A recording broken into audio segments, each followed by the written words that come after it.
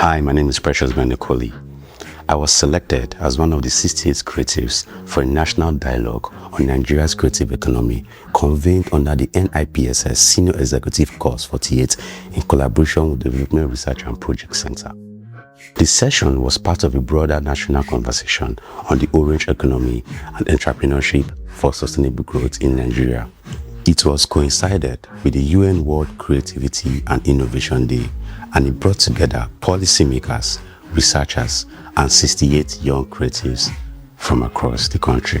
I would like to say that 20 years ago, when we started collaborating with NIBS, if a topic such as this one were put before a senior executive course, everyone would say, this is not an appropriate topic, it doesn't matter, it doesn't make sense, and perhaps we need not consider and discuss it. It's not of national importance.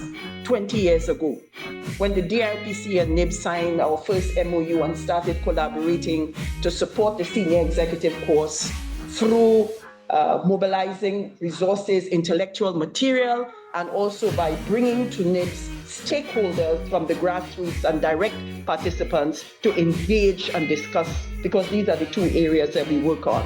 So 20 years ago, this would not have been a topic that would fly. But in 2026, this is a relevant, future-leaning topic.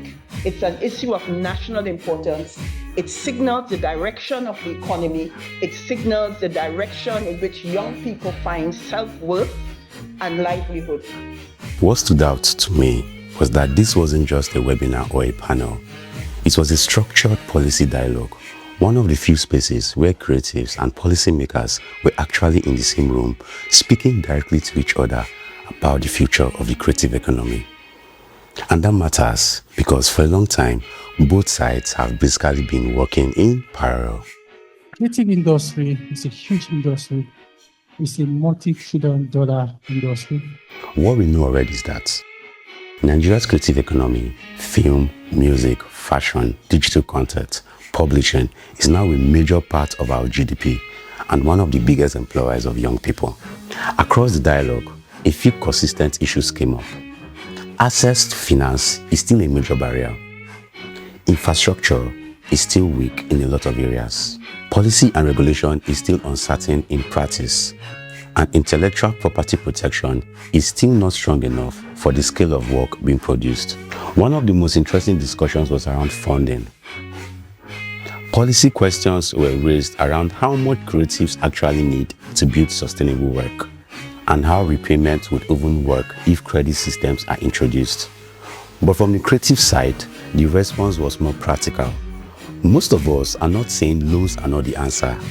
We are saying the structure needs to reflect the reality of creative work.